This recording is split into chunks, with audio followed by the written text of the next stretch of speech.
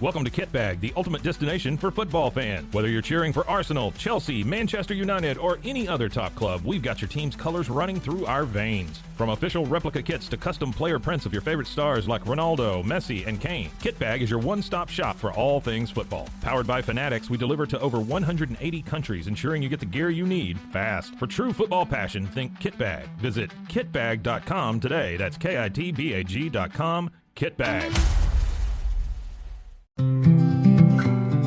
Are you ready to take control of your health? At 4U Health, we believe wellness and lab testing should be accessible, inclusive, and yes, fun. With our tech-powered at-home lab test, you save time and money while feeling your best. Say goodbye to long waits and office visits. Check your health on your own terms with 4U Health. Visit 4uhealth.com today and free yourself from traditional medicine. That's the number 4uhealth.com.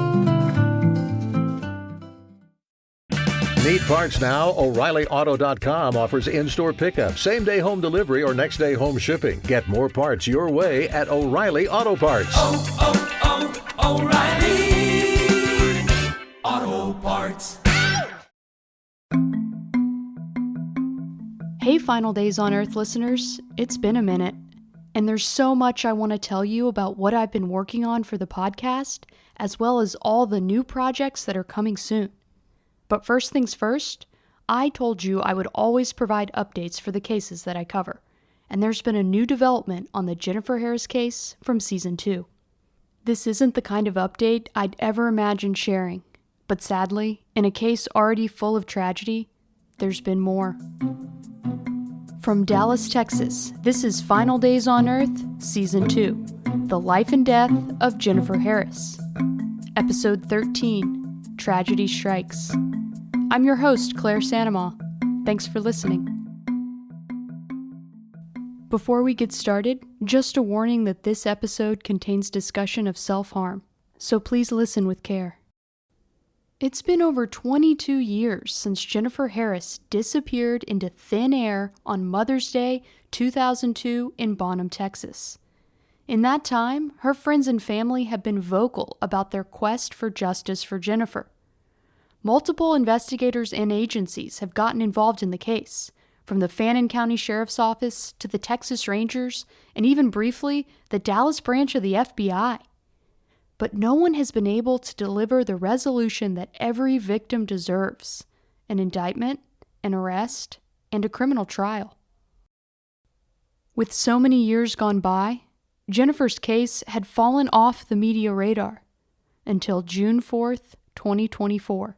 When the headlines came back to life.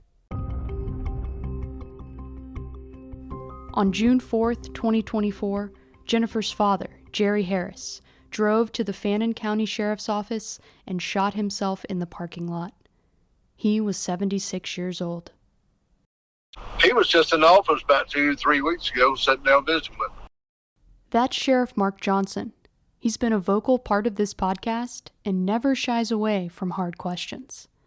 Ever since Johnson was elected, he's stayed in close contact with Jerry about Jennifer's unsolved murder. I can set my clock on every 6 months he would call me. And we would just talk. While there's yet to be an arrest for Jennifer's murder, Sheriff Johnson has opened the doors to more investigative avenues than any other previous administration. I never once promised him I would solve Jennifer's murder. Never said it. Matter of fact, I spoke against it. Said I will do all I can do to find people who can help us do it. I said I would be open to let people come in just like y'all. It's what he wanted. It's what I wanted. Before ending his own life, Jerry wrote letters to his family members and to Sheriff Johnson. But he left me a note telling me all about it, what's going on, why he did what he did. He said, I just wanted you to know this hasn't got anything to do with Jennifer's death. In addition to a chronic heart condition, Jerry had previously been diagnosed with Parkinson's disease. In his goodbye letter to Mark Johnson, Jerry cited his declining health and mobility issues as the reason he took his own life. He said, I'm just not going to live like this. The public reaction to Jerry's suicide has been sympathy for the Harris family, but also condemnation for Sheriff Johnson. But people's on social media blaming me for it, said you didn't do what you told him that you'd do. As you heard throughout Season 2, misinformation about Jennifer's case has a way of taking on a life of its own. One local news outlet even reported that on the morning of his suicide, Mr. Harris had gone to the sheriff's office to see if there had been any new information about his daughter's murder. That's not true. He never came in the building. He didn't come there for that purpose. And we've been having news sources calling us, and they said, Sheriff, what do we tell them? I said, tell them this. Sheriff Johnson has shared portions of Mr. Harris's suicide note to put the rumors to rest, including his reasoning for choosing the parking lot of the Fannin County Sheriff's Office to do the deed. And why he chose the sheriff's office to make it easier for us that we wouldn't have to look for him. Oh my goodness. He said, I want to make it easier for your deputies, first responders, and you too, Mark. Gosh, it's so sad. I know it. It just, I was shocked because I love Jerry. We have bonded over the years, and we had a good relationship. And when people say hateful things about me and him, I said, oh no, they absolutely didn't know me and him. How would you describe Jerry Harris to someone who's never met him? Jerry was always a very kind man, and very, he's a guy and soul searching for answers. And he was always open to listen to anybody, and he was just very kind. He just never really had a whole lot of harsh things to say about anybody, and really didn't ever say ugly stuff. A guy that's been through so much, he was an open book. On Friday, June 7th, just 3 days after Jerry's death, his family released a heartfelt statement on the Justice for Jennifer Facebook page. This is how it opened. We are forever grateful for your continued prayers and support for the Harris Warnick family. And while not active on social media, Jerry Harris would have liked you to know that he was grateful for you too. I want to dispel the rumors, many of them insensitive and hurtful, being spread online and elsewhere. Although we understand that it is impossible to stop them, as a community, we must not provide fodder for those who thrive on perpetuating false information and gossip, and we must do our best to thwart them by providing facts. In Jerry Harris's obituary, his family remembered his love of the outdoors and being a grandfather. Jennifer's sister, Alyssa, and her husband, Barry, have 3 daughters of their own. In our previous conversations about the case, Alyssa talked a lot about her dad. I just can't imagine what it would be like to have outlived your own child. The trauma of losing a child, especially to an unsolved murder, is hard to measure. The Harris family continues to seek justice in Jennifer's case, which just marked the grim 22-year anniversary of her death. Why isn't anyone accountable for their actions? It's just terrible. I want to see this person pay for what they did in some way. I definitely want justice, but more so than anything, what eats away at me is that I feel like we're very close to, some sort of accountability for this person. That, that this person is getting away with such a big secret is what really gets to me. And things get better over time. You move on, you kind of go about your own life, and then it's like a roller coaster. My dad was the investigator. He stayed on it.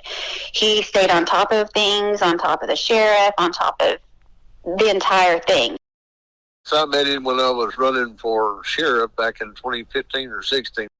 I was excited to get to meet him because I wanted to talk to him about his daughter's case and to let him know my interest in it, that I would be very much wanted to get involved in that case and hopefully bring some new light to it. And, over the years, I know you had lots of different conversations with Jerry. What stands out in all those conversations that you had? Well, we shared a lot of stuff about each other. We talked about our health, our family. He told me that not too long ago that he was never thought I could solve that case and wouldn't hold it against me if we didn't get it solved. He's hoping that there might be something new come to light. But he said, I would never be angry with you. He said, I appreciate everything you've done. And he said, thank you for doing that. And I told him, I said, Jerry, I'd show you anything about this case. I showed you more than I probably should have ever showed you, but you deserve some answers. Alyssa and her husband Barry are still holding out hope that those answers are coming. I do know that in small towns, especially country families, they are pretty good at, keeping secrets, family secrets, and sweeping things under the rug, no matter how horrifying it could be. And they always say, blood is thicker than water. And so I don't know. I think evidence-wise and like having some aha moment where it's like, oh, we found a knife or we found this or that would have been a game changer. But it just wasn't, unfortunately, the case. I think the biggest blow for us was just to get the report back from the medical examiner. I guess you just hope and pray that there's DNA somewhere or something. It just didn't happen. So that was frustrating. And so it all just comes down to just, even though it's circumstantial, they're pretty specific circumstances. I mean, it's pretty uncanny. Right. In your opinion, it's not a mystery. No, it's not. And it's not a mystery. We're not still trying to figure things out. There's really not any room, in my opinion, for reasonable doubt once you hear all the details. I feel like we have a really strong case for getting, an arrest. And I hope that's where it goes. Very hopeful to think that anyone listening or reading about it might recall something. But what's more important to me is that her story just stays alive, because I just don't want it to be forgotten. Thanks to listeners like you, Jennifer's case is still very much alive. And I know Jerry Harris appreciated everyone who took an interest in his daughter's story. If you or someone you know is struggling with thoughts of self-harm, you are not alone. Please call the U.S. Suicide and Crisis Lifeline at 988 to speak to someone 24 hours a day. I have a few additional updates from Fannin County. Sheriff Mark Johnson is retiring this fall after a long tenure. Sheriff-elect Cody Shook takes office in January 2025. And after 20 years, there's also a change of guard coming to the Fannin County District Attorney's Office. The important thing to remember is that there's no statute of limitations on murder, and we all know how fresh eyes can often bring new perspectives on cold cases. Just like in Season 1 with Damien Hurd's case, I'm not taking my eye off the ball on Jennifer's story, and I will continue to provide updates as they happen. A lot of you have written in asking to learn about other cases that have kept me up at night. Well, the wait is almost over for Season 3 of Final Days on Earth. This is my true crime origin story, the case that started it all, and I'm thrilled to be able to bring you deeper behind the scenes than ever before. Look out for the Season 3 trailer and case announcement coming in July 2024. Final Days on Earth is produced in Dallas, Texas for Rebel Studios. Each episode is reported and written by me, Claire Sanamaw, and Susan Passoni. Original theme music composed and performed by Riley Simmons. Additional music licensed from PremiumBeat.com is Bending Truth and A Thin Line. If you have any information on the unsolved murder of Jennifer Harris, please call the Fannin County Sheriff's Office at 903-583-2143.